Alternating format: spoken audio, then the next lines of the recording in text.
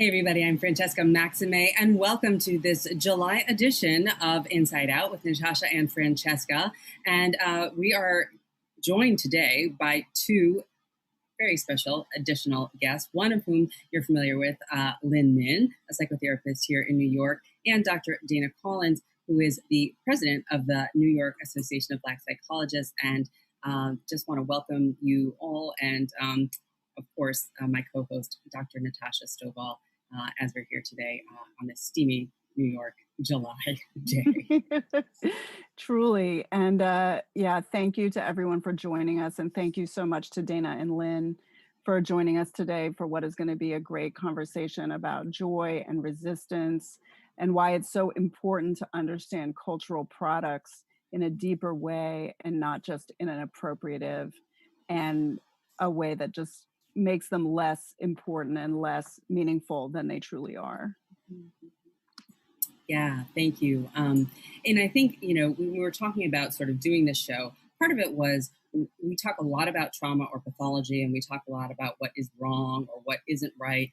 And as this, show is sort of geared toward white or light-skinned privileged, sort of therapists, or at least in a very real way, interrogating whiteness, as Natasha has written so extensively about, and how to sort of bring in whiteness on the couch, meaning how does this sort of system show up internally in therapists and our clients in the therapeutic setting, and also, what can we do about it, and how are there different ways of healing and working in a therapeutic way for different populations.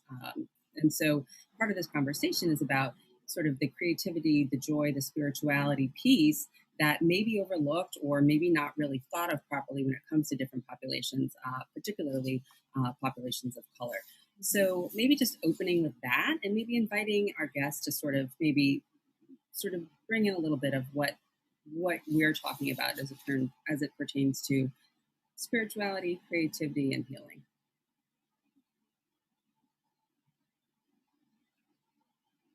Lynn or Dana, take it away. Yeah, who would like to start?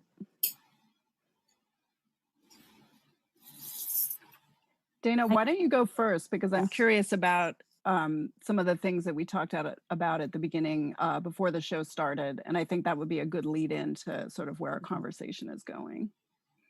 Sure. So one of the things we talked about was sort of there's a lot of the ground we want to cover today.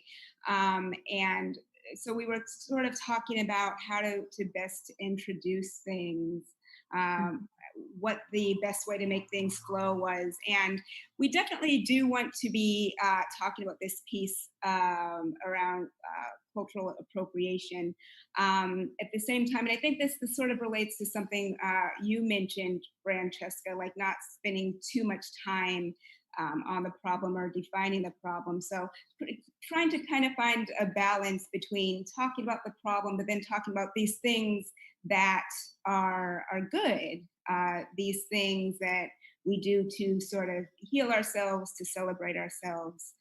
And one thing I do want us to talk about is understanding sort of where the sort of arts and cultural practices come from that get not only appropriated, but commodified and capitalized on. I think if we really understand like the meaning behind those things and where they come from, what they're rooted in, we bring like a deeper understanding to what cultural appropriation does and how it can be harmful. So those are some of the things that I'm thinking about. Can we define, Lynn, perhaps cultural appropriation? I think that's something you've spent a little time sort of looking at specifically. Yeah. Well, cultural appropriation. Actually, before we get into that, maybe it's clear to, I think the organic story of how we got to talk about this is just really important. So after that talk with Brian and Francesca that I had, there was a wrap up, good job, guys. Everything went well. And, and Brian did this thing where like at the last 3 seconds, he was like, yay. yay. And there was body movement. There was a vocalization, not really a song and a dance, but like a little song and a dance, like yoo-hoo, you know, and it's so lifted my spirits from the depth. And I just thought, we need this. We need more of that. What's that? Can we put some words to that? And then I was thinking through joy and how it's expressed through music and art and creative expressions, and how that can be such a tool for standing in solidarity and connecting people together. And then which came up for me was, but it could be taken the wrong way.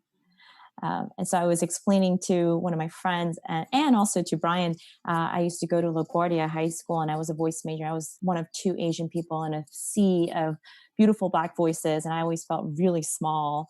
And Black voice, Black soul, having that soul, you know, especially in my gospel choir, I remember just feeling like that's the goal, right? Like that is it. So for me, it was a compliment to, you know, when other people said, you're like that Asian girl with the Black voice. It's like, yes. But then when I brought it to my friend, I was like, this is what we're going to talk about. And this is how she said, Lynn, don't go on live and be that Asian girl who's like, I got this Black soul. Like, don't do that. Right. And so I had to take a step back, and I was like, yeah, that's not what I want to do. And I needed to put words to that. What is that about? You know, I got so excited. And then I was like, ooh, like, and that, you know, I had to listen to my resistance and kind of go deeper. And that's where my, you know, study into cultural appropriation, what really is this about? What's really the offense? What's the fear? And how can we overcome that so that we can really share in that joy? And so, so I looked it up, you know, I Googled it, cultural appropriation, the unacknowledged or inappropriate adoption of the customs, practices, ideas by one of the people of society, by members of another, and typically more dominant people of society. And I think it took me time to realize that, because for me, the dominant culture was the Black culture when I was growing up in a sea of Black, right? And so that's why it didn't hit me. And so I'm also coming on to this, like, I never thought of that as being the non-dominant, like, and so this is a paradigm shift for me as well, and a learning experience.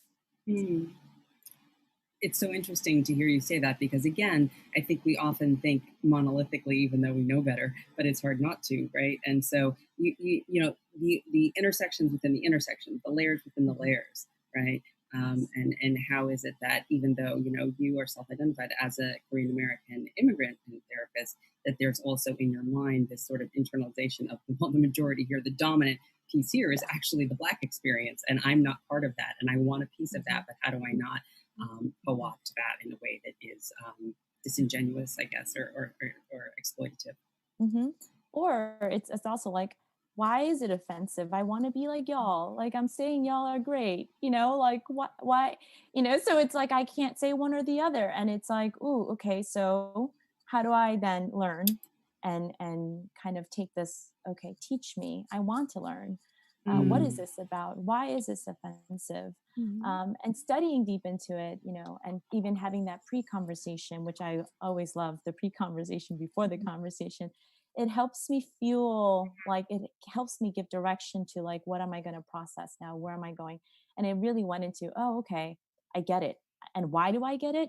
Because I think there are some shared experiences that color, you know, the way Koreans, as me, as a minority also, or a minority, but, you know, express art, and why the deeper subconscious reasons why, you know, the Black soul is so appealing to me in music. I want to jump in here, and then I want to toss it to I want to read something really quick, speaking to your point, and then I'm going to decenter myself, let Dana talk, and Natasha take over.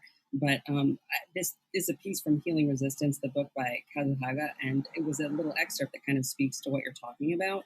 And he's a Kingian nonviolence instructor and meditation teacher. And it says, take freedom songs. During the civil rights movement, people did not sing freedom songs just to kill time. It was not a hobby. It was not karaoke night. Singing was a core part of the strategy to keep people unified and their spirits uplifted, to help them maintain their commitment to that cause. During the hardest moments of the movement, people would sing. They sang in churches, they sang while facing fire hoses, and they sang in jail. They used songs as training before the march, as weapons during the demonstrations, and as medicine when they were locked up. Freedom songs kept people committed.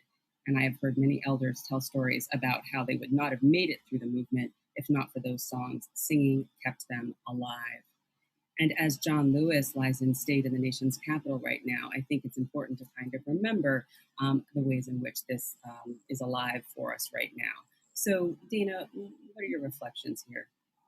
Yeah, so I first want to just address something that Lynn started off with, and that was, I want to appreciate your openness and non-defensiveness, because this is another thing we were talking about in the beginning. This talking about this in different forms of racism really can make people very defensive and want to shut down. And when that happens, there's not really a lot of room for movement or change. But I think because you are willing to sit with the discomfort a little bit and look at it, you are able to move forward. And that's huge. Not everybody is able to do that. So I just want to express appreciation for that, and also hope that others can listen and be open non-defensively.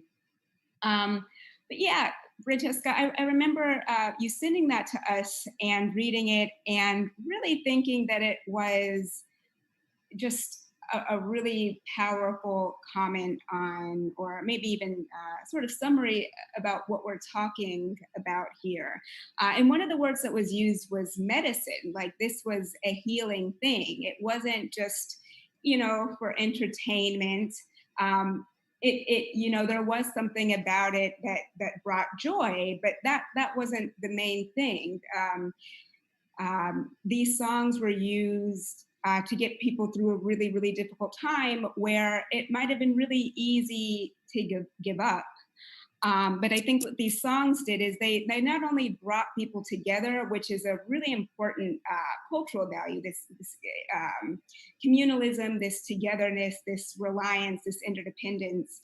And those are actually all traditional African cultural values. But it was also a way of communicating or reminding people why they were doing this, why they were fighting, why they were going on, and what the benefits would be. So it was so much more than just a song to, as I said, pass the time or be entertained. It was healing. It was unifying. It was a reminder.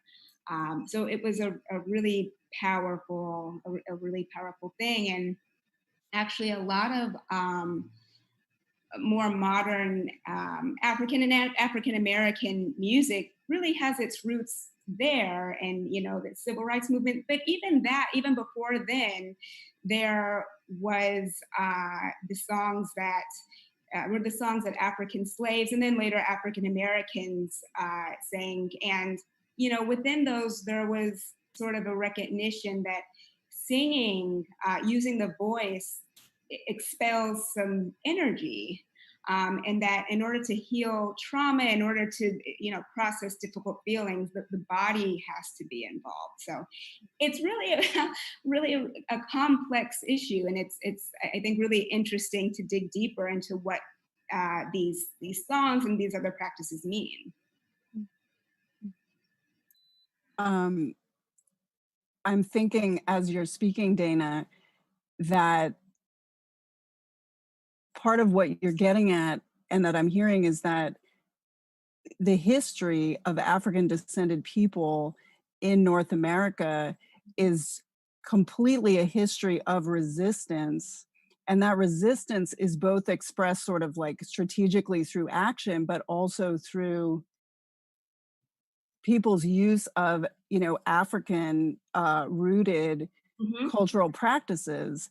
And those have always been recognized as resistance by the sort of white, first the sort of slavocracy, but then ultimately sort of in the wider white culture. I mean, I was remembering, some of the history while you were talking of how when, Africans who were first generation, brought as slaves, as chattel to North America, they brought drumming, and that drumming was immediately recognized by the slave owners, these, as resistance, because it was ways people would communicate and hold on to culture and hold on to humanity. Yes. And communicate, and also strategically communicating with each other, being a way to like kind of, what's going on with you, how can we keep in touch, how can we continue to be connected to each other and connected to ourselves and to our culture. And the whites in control knew what was happening, and when they shut that down, people then took advantage of like being forced into Christianity and giving up their own religious practices by creating sort of a hybrid, and then using that music as a way to communicate and a way to hold on to humanity. And so like and then that was recognized as a problem, because the white plantation owners recognized that this was a way people were talking, but they were sort of stuck because they were like, well, we're trying to make them Christian, but now now they have developed a way to resist with it, and so, African descended people have invented and sustained resistance to white supremacy from the very beginning of the founding of America, obviously, and cultural products and practices have been used from the beginning as a way to do that.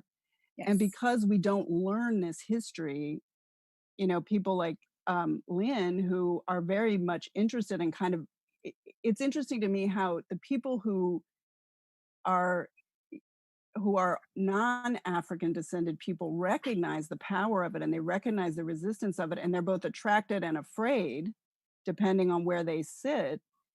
And and other cultures have their own histories of resistance, but it's not something that's often held on to when they immigrate here. I mean, every culture has a history here of resistance against oppressors, like it's not, but in North America, it's really only held by African descended people, and very consciously and kind of strategically. And so someone like Lynn, who's like in this milieu where she is like kind of steeped in Black culture, you feel the power, you feel the, you want to be part of it. And then, but in some ways you're completely cut off from the history of it because you don't get that education. And so the appropriation turns into something that's much more culturally appropriate for you as a member of this sort of capitalistic society, which is like, oh, give it to me, I want it. Like, how do I have this? And also a teenager, guess what? You want to fit in, you want to be part of it. You right. want to, that's very much part of the rules of assimilation in this society. And I also would just point out that, like, I'm curious, Lynn, like, did you get accused of appropriation from your peers? Or was it only later? Because I think that's another way that people can kind of understand better, like, if what they're doing is a problem. Is it tribute or is it appropriation? Is like talking to the people around you who represent the cultural tradition, and like, is this like, am I offending you right now? I mean, I'm not sure if that's the best way, but it is one way, or are they like, go ahead, you're doing fine, like, I'm okay with this, like, you're not making me uncomfortable, I appreciate this tribute, I appreciate your homage, like, whatever, let me tell you more about, I don't know, I don't have that answer, but I think it certainly, like, there's a way that communication can help us with this. That's my thought. Absolutely. I think what's true is the times were really different then. First of all, it was high school, so it wasn't like, let me tell you about the history. Like, there was not a lot of that. It was, and also I didn't outright, I think because also of the subconscious nature of like what I was taught, I wasn't really like, here I am, and like, this is what I'm trying to be. Like, that wasn't the case, right? It was very subtle. If anything, I was taught blend in by being part of wallpaper, right? So even that desire of like, wow, like that really, like their singing really resonates. It's a very internal desire, which is, and Asians are kind of taught, like, don't wish to be anybody else, right? So I disowned that part. Only after high school, I realized, oh, I really wanted to be Black in some ways, right? So that wasn't a part of the conversation, and there was no need for people to be like, that's inappropriate, because I really was the quiet, silent-ish one. Mm, It was really easy for me to, like, for people to just take me around because I blend in anywhere. Mm. And that was my survival technique in high school, Mhm. right? Dana, And it, but well, go ahead and finish your thought. I'm sorry. I'm curious though no, what it's okay. I'm curious what Dana would have to say if, for example, to Natasha's point, when is tribute appropriate and when is appropriation inappropriate? And how do you Mhm. know the difference? And what does a white-bodied person or a person who might be co-opting or using or enjoying or whatnot, what are the things that we can do in terms of that dynamic to make sure that we can check or ask or see if it's okay? I think that that's kind of the core of the question, the sort of crux of that. Yeah. Yeah. Well, I think Lynn is speaking to something really interesting, and it sort of points to the fact that there are different reasons that people take on things that are not from their culture. A lot of times it's because they find it entertaining, or they want to profit from it. But it sounds like in Lynn's case, it was really about you are one of very few Asian Americans in this high school full of Black students. And high school is a time where you really do want to fit in. I mean, that's a developmental thing. So it sounds like in some ways it wasn't about taking something from someone. It was just being a part of something. It was being a part of something. But to the question about whether it's a tribute or something else, I think people really need to do some self-reflection about what they're doing, why they're doing what they're doing. I think so many things start with looking inward and being honest about what your intentions are and what you're hoping to get from it, what you are hoping will happen. um, if you are hoping that, oh, people will enjoy this, they'll think it's funny, they'll laugh at me or support me, that's one thing. If you see that it's a part of joining with someone or supporting or a show of solidarity, that is a different thing. I do like Natasha's thought about communicating, asking people what they think. It can get tricky though, and I don't know if there's a great answer for this, but it can get tricky because we don't want to put the onus or the burden on others and ask them, oh, teach me, tell me what I'm doing wrong. So I think it depends on the kind of relationship you have with the person. But I mean, so many of these things are, there's not a perfect answer, unfortunately. It's about being thoughtful. It's about being honest with yourself. And I think, yeah, it definitely does involve communication, being open. And to your point, Dana, like maybe what I need to amend that to is like opening your eyes and being aware and beginning to kind of tune in to what the response is that you're getting without having to sort of come out and ask, like, what do you think? But like to just try to begin to gauge, like, what's the reaction I'm getting, and trying to err on the side of like, I'm going to be cautious here because like this is like fraught. This is a fraught part of our experience and of people of color's experience, and again, that goes back to the history of like, I was, without like getting too much into like a lecture here, but like that there is this whole history that again, like most Americans are not taught unless they are taught from within their families, that, like all of these forms of cultural appropriation have happened on like a kind of historically for the last 400 years, like, Black song, Black, all these different art forms have been like taken and then sold. I mean, Elvis Presley is the classic example, and they've always been condemned to some extent by, sort of white authorities who've seen how sort of threatening in some ways they are to the status quo, people who are putting forth segregation as like, are trying to maintain these more rigid racial hierarchies. But I guess what I'm getting at is like part of the reason that people are offended is because there's this history of things being taken by force from Black creators and then repackaged and resold for the benefit. And so it's like, but without that historical context that's kind of erased, it does create this sort of like ongoing ignorance that, in some ways is an ignorance by choice at this point, Ignorance of privilege in a way. Mm-hmm. Yeah. And it also feels like profiting off of somebody's pain or their experience, and you get to reap the benefits of our practices without really understanding them or understanding any of the pain. Yeah.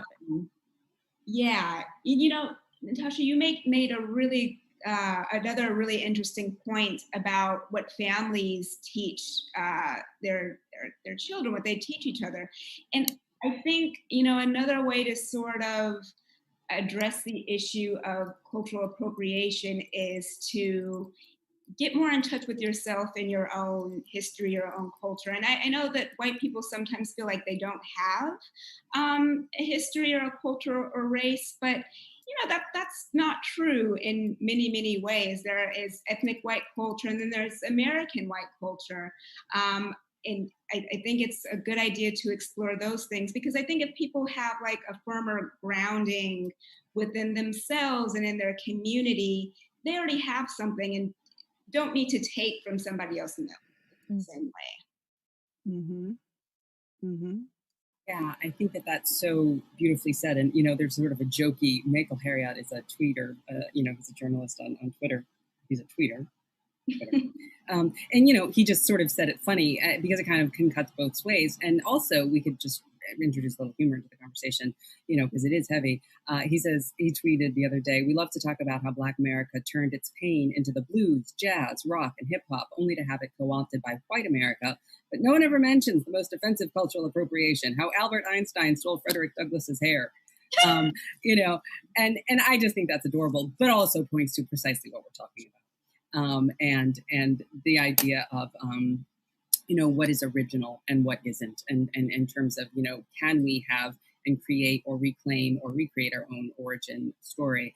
I just was doing an interview actually with Dr. Michael Yellowbird about, he's an indigenous dean of a social work school, but also does a lot of, work and himself has done a million ways of looking at the ways in which the collectivist culture is inherently different from the individualistic Western culture around ways of healing and how that can happen. And he introduced me to a term called something about, it wasn't the care contract, but it was something along the lines of, actually, if you care and you're in community with someone, that makes a big difference to their healing. And that may or may not happen in a 45-minute session. It may be that you end up going to their house and that, it was citing a case study, I think, and it was Australia or New Zealand for an Aboriginal woman around, noticing the suicidality rates were really, really high. And that this person, essentially not a trained social worker or, psychotherapist or whatnot, was started to go into the homes of people and literally like have tea with them and sit with them and do the kinds of things that inherent to a lot of the more indigeneity within our own cultures, even if you're white, right? Like back in your Celtic or Welsh culture, there might have been some version of that. But as the whiteness has become more assimilative and Americanized over time, that gets dissipated, and then these looking out for some ways of healing, and not that there's everything wrong with Western psychotherapy. It's certainly a tool, but it's not the only tool. And I think, the last piece I want to say there is that we're trying to interrogate whiteness, as we said in the beginning, and white supremacy and things that get in the way and the things that heal. And Lama Rod Owens, who's a mindfulness practitioner that I really appreciate, was in the Washington Post the other day. And he said that mindfulness, as it's taught in the mainstream, will not be enough to undo trauma, racism, and so forth. Buddhist mindfulness is about liberation through cultivating awareness and ethics. For me, we have to bring ethics back into secular mindfulness. Ethics means that this is what is conducive to liberation, or another way of putting it is, this is what's conducive to the reduction of violence. This is what is conductive to actually beginning to undo systematic white supremacy. And appropriation is a part of that supremacist model. And so, I just think that we have to be willing to kind of look at this in different ways. And I know that, Lynn, you talked about in some of our show notes, Han, and how from your cultural perspective, that's something that also has a rich history, and would like to invite you to kind of share a little bit about that. Sure. So I was going to go back and kind of, I was thinking through when you said some words that kind of just triggered me, and it's like little mind bubbles and like synapses are coming across. Yeah. And just to admit, like, this is really super uncomfortable because, yeah, I do feel like my privilege is being interrogated, and I'm like, okay, let's go at it. Like, what is this thing that I don't know of that might be adding on to the systematic, violence of the way things are done? And so a couple of that was when I was telling the story of like my high school, I didn't want Black soul because it was just, I mean, this is part of it. Yeah, they were the majority, right? Actually, that's why I want to be white, right? That's my privilege. Like, I'm in a white world. Like, God darn it, the way I'm going to survive is to identify with the oppressor. And if I'm good at it, then let me be, because that's how I'm going to survive, because when I come back home, it's like, are we going to pay rent this month? And it's like nose above water. Like, I'm not thinking, I didn't grow up with a mindset of like, systematically, how are we causing, it's like, like just try to survive. And the way to do that is to be like the ones that are ruling the whole damn thing. And that's white. And so I think that whiteness and survival is so embedded. And I think that's one of the reasons why when you talk to an Asian person, it's almost like you're letting them, like you're asking them to put their survival guards down. That's hard. First, you got to come to awareness of it. And there's a lot of defenses of that, but it's hard. And I think that's why they're like, what do you mean privilege? All I did was struggle to pay rent here.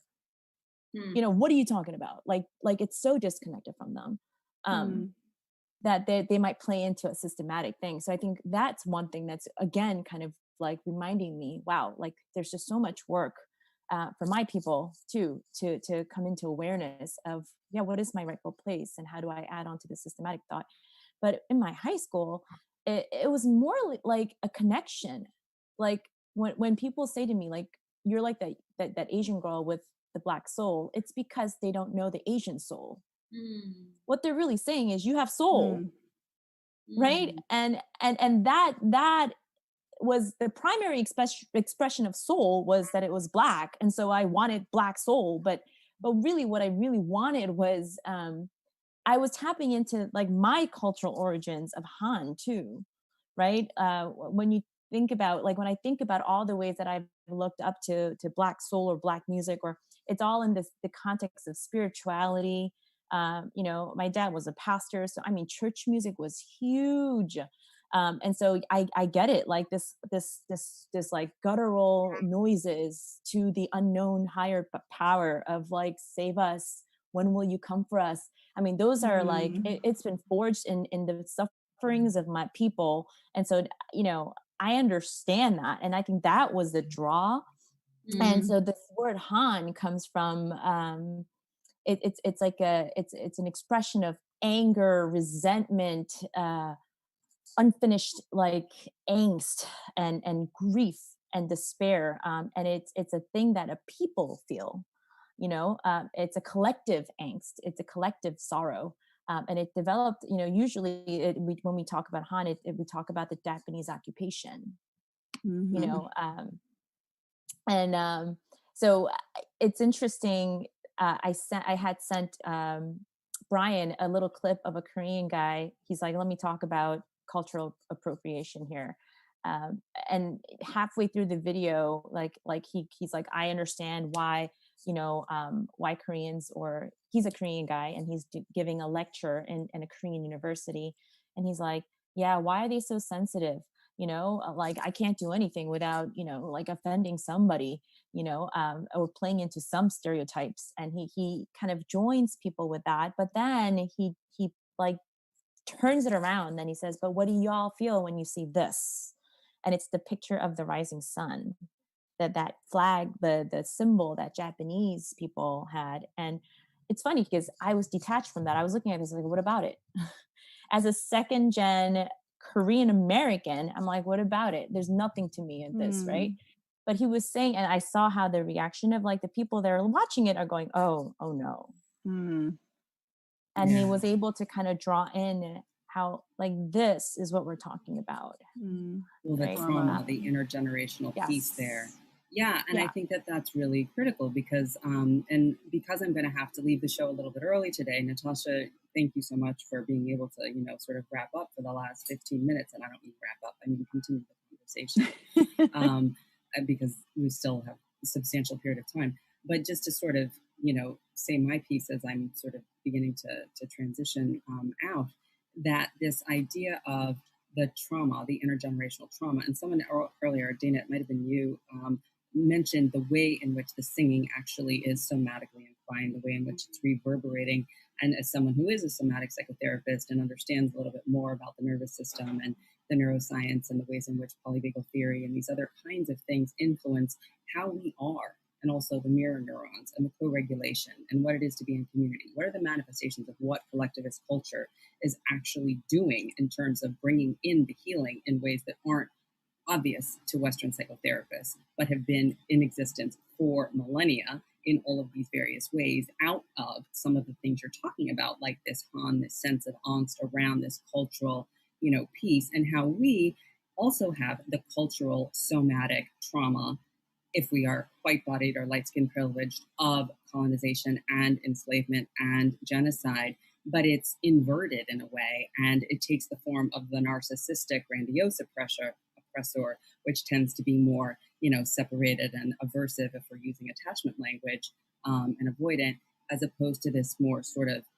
engaged, more relational, secure attachment that you might find in a well-functioning collectivist group or society culturally, and doing a cultural somatic piece around it. So those are just some of the thoughts that I had, and perhaps you can dig into a little bit more of that. But before I go, I wanted to ask you if it would be okay with you for me to share a poem that I had written and shared with at least Lynn and Natasha read it. I don't know if you did, Dana, but I'm curious to know whether or not the reflections around this are in fact appropriative or not, or how it lands. Because I think that the way in which it was written based on my Haitian and Dominican and Italian American ancestry is authentic to my experience. But back to our earlier conversation about the asking or the checking or knowing or not knowing, and to whom is this poem satisfying and to whom might it be offensive? And it's not about trying to please all of the people all of the time, but at what degree to which we, as I did, use the poem as a way of processing my own trauma of having done this psychoanalytic webinar earlier in the day that really kind of I found quite offensive. And, reading these books by Fanny Brewster on racial complexes as a Jungian analyst, and really kind of understanding what the impact is of still using words and terms like primitive when it comes to the Negro American in Jungian analytic communities now, and why, not changing up that language within the academic institutions that are currently being taught is problematic, that out of that came this poem. And so I'd like to share it with you, maybe get a couple of quick reflections, and then unfortunately I'm going to have to Audi 5,000, but you guys can either reflect on it or do whatever you want the rest of the time. Is that okay? Yeah, sure. Okay. So, and I share this because we're talking about creativity, joy, because we're talking about what's generative out of what's disruptive. And this is what I generated. And I'm curious to know if it has created more generative and nutrient or more trauma and division. Anyway, it's called Stacked. They stacked black bodies into ships. The middle passage layered, 20 million people plucked and purchased. The remainder, half of them, lived. What remains is nuclear, whiteness, eternity's half-life. They stacked black bodies into trucks, dozens outside the funeral home in Brooklyn during COVID, 1,000 a day, brown and black people dying. I can't breathe. The weight of Eric Garner's words, portending George Floyd, bearing the weight of the knee, whiteness laid bare. Kaepernick takes a knee, un-American, which lives matter now? Black imprisoned men bury black bodies in the Potter's Field on Hart Island, hearts of people, Geechee, North Sea Islands, Hilton Head, Gula, West Africa, America. How many were thrown overboard for insurance money, still breathing? What unnameable aches lie silent, groaning, bellowing at the oceans, knowing? What claims sit centered within whiteness so silent? Reckoning, remorse, reconciliation so distant. The cost of this passage, more than 13 billion collected by a single white man in one pandemic day. Our consumption, insatiable, Amazonian, this particular appetite for privilege, defending manufactured liberties, whiteness's psychic abyss. When will we own the horror? How will we take it in, digest it? To risk drowning in truth arrests cooperation in the tacit complicity required of silence. These habituated ways of unseeing, so stealthy, our refusal to plumb such depths, as facile and relaxed as Chauvin's demeanor. Our assignment chiseling through, mining the layers of all that's complex within us, this endeavor or task, an unusually helpful fracking. We keep our shadows held inside so tightly, clinging to their benefits as Southern belles clutch their pearls. These shadowy remains remained stacked, so deep, layered within the bowels, still moaning, each one with its own voice yearning to rise up, still, each one relentless in its knocking, a persistent reminder. Having persevered this sacred excitement, having preserved this sacred excitement, both abundant and unsullied, these holy tremors await their ascension, forever eager to meet the light and to sing.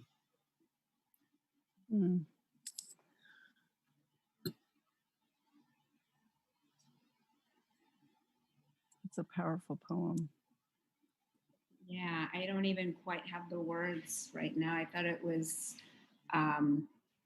really beautiful in terms of talking about the different forms of pain that people of African descent have endured, both then and now, and also asking the question of when will there be like some accountability, some admission. So there's sort of a calling in there.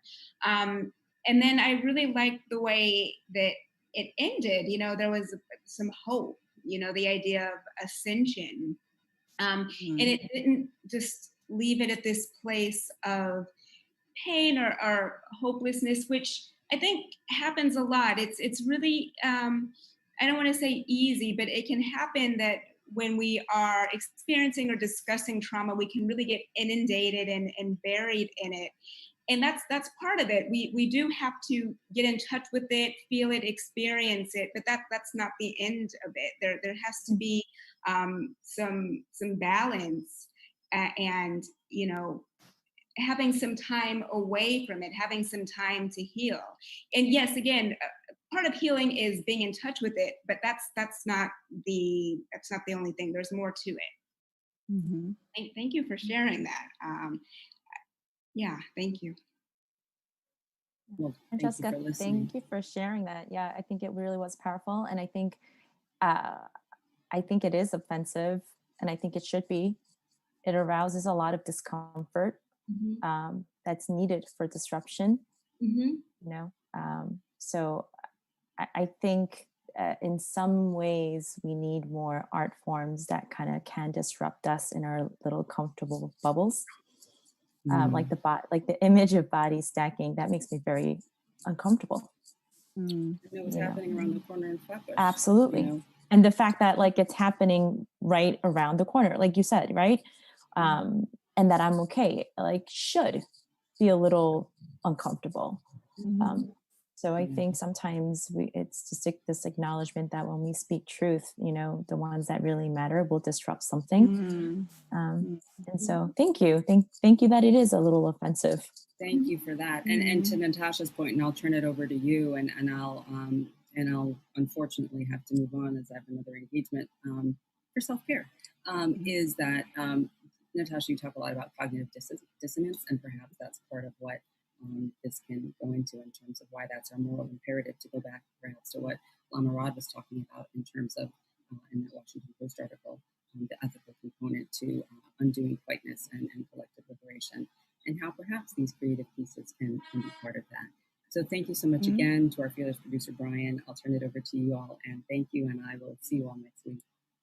See you. Thank you so much, Francesca.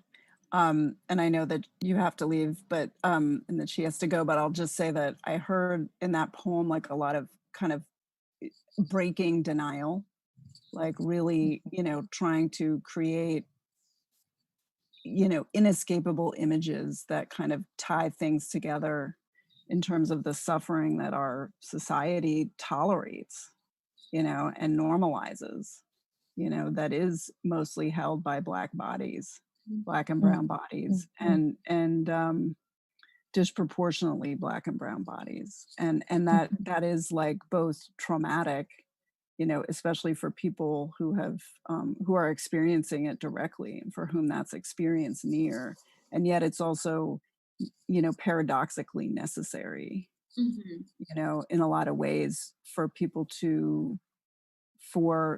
in positions of privilege to wake up. And I think that is a big I think contradiction in how we heal in this country, because people's needs, we're a very heterogeneous society, and the needs for healing are very heterogeneous.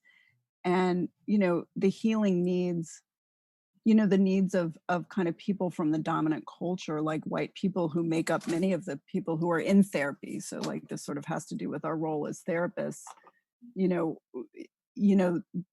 White people get a lot of therapy, and yet healing from being white supremacist or being people who carry white supremacy and carry it out and are complicit with it is not a part of how we think about therapy and about healing. And yet, sometimes the way that it happens now is like the way that white people come into kind of healing is by making the trauma of white supremacy more obvious.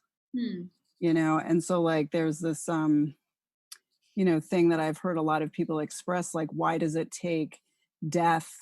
Why does it take Black death? Why does it take, or why does it, it's sort of, like, and I think you could make the case for many different, ethnic groups within the United States. I mean, I think it's the most severe with African Americans, but I think you certainly could say, like, why does it take, these kind of like the atrocities at the border for people to wake up to the experiences of people who are undocumented or who have been undocumented at some point in their life? Like, why does it take that Asian man being dragged off the plane for people to wake up to the fact that there's discrimination against Asians, even though, like Asians are considered this model minority, like as if that, so, I think like breaking white denial, I think is really crucial within therapy, like that's a place that I see that it can happen more actively, and that it could, and that also that therapists, most of whom are still white, can take some of that burden,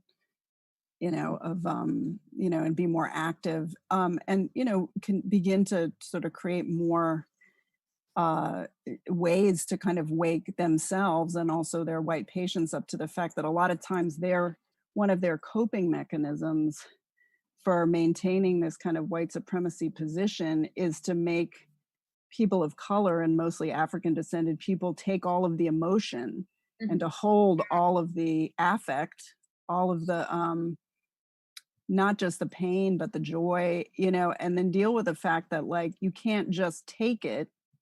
You have to begin to deal with the fact that you have a lack and you're looking for it. And that's why, you get these reactions back of like, well, you're culturally appropriating. Why? I just love, it, or I just want to be part of it. And Lynn, that's not at all a knock on you, because I think you're really being open. And I've been in the same position, like I've also, I also went to schools where I was in the minority, and most of the students were Black students and like wanted to fit in and wanted, and thinking back to, like how I used to love to say that I went through a whole phase in elementary school where I loved to say what?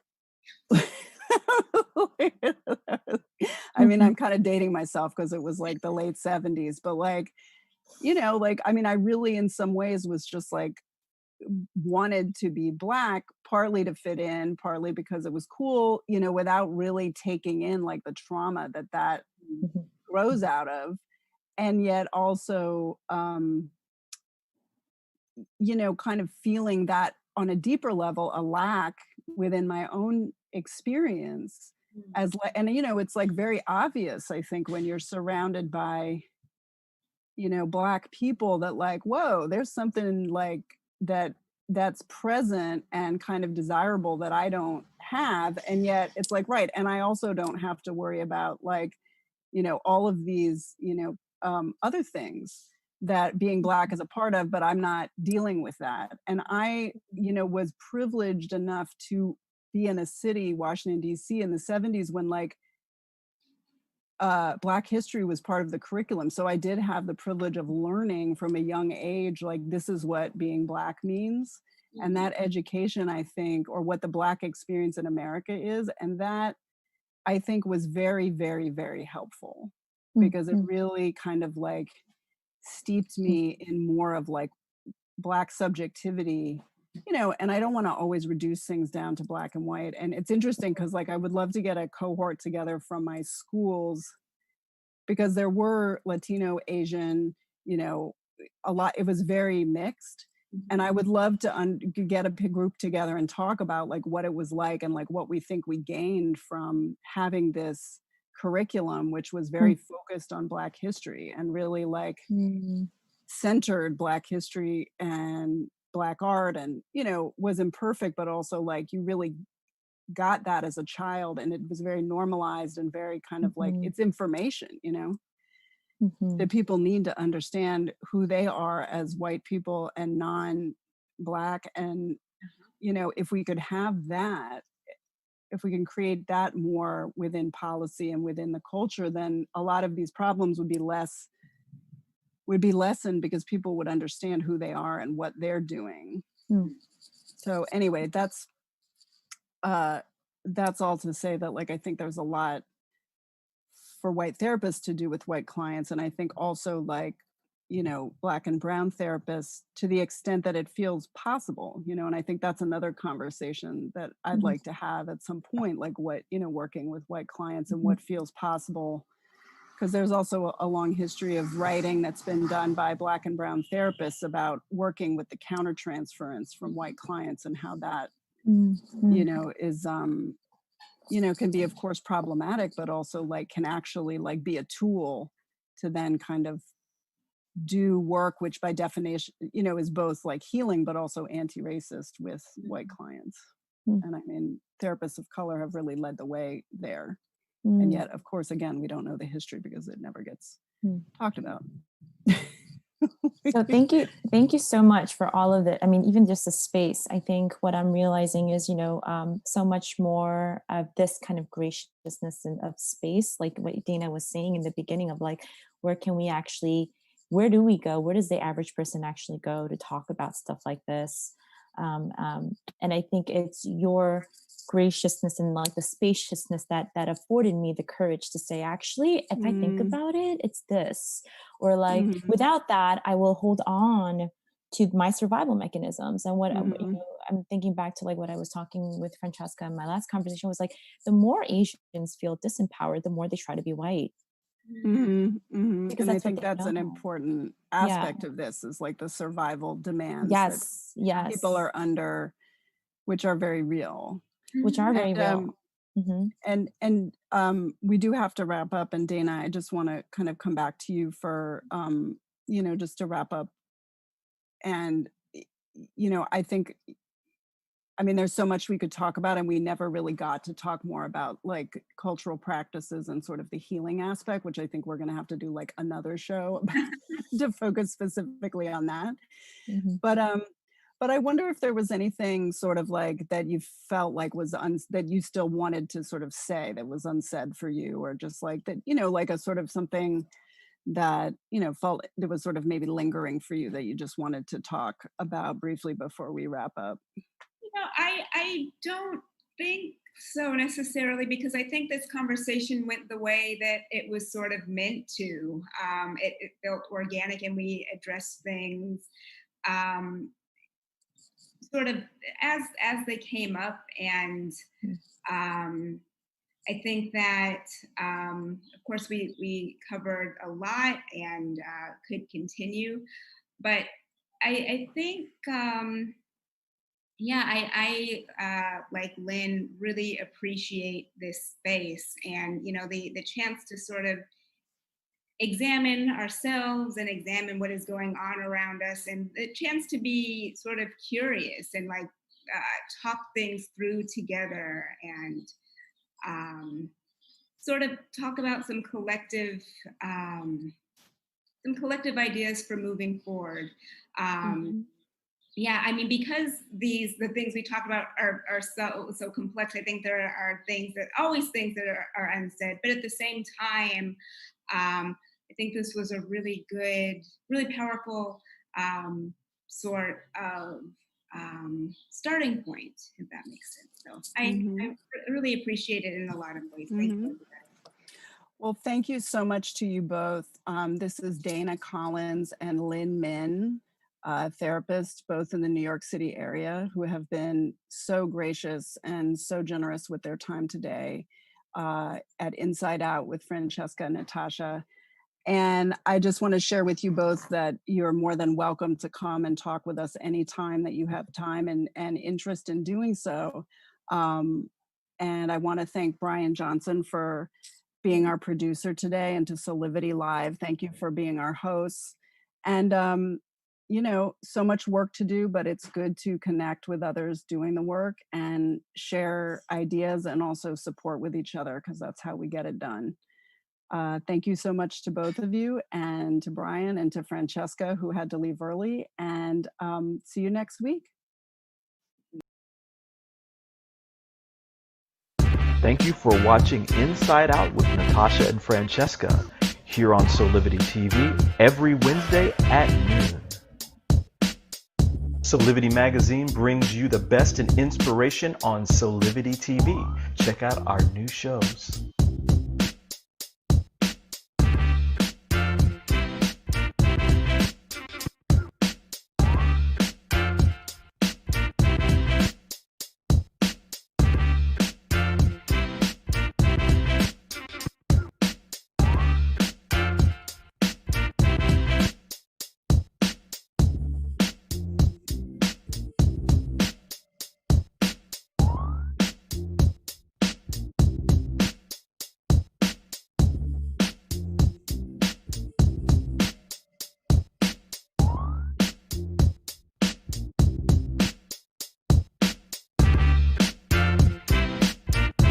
Mark your calendars for Solivity Magazine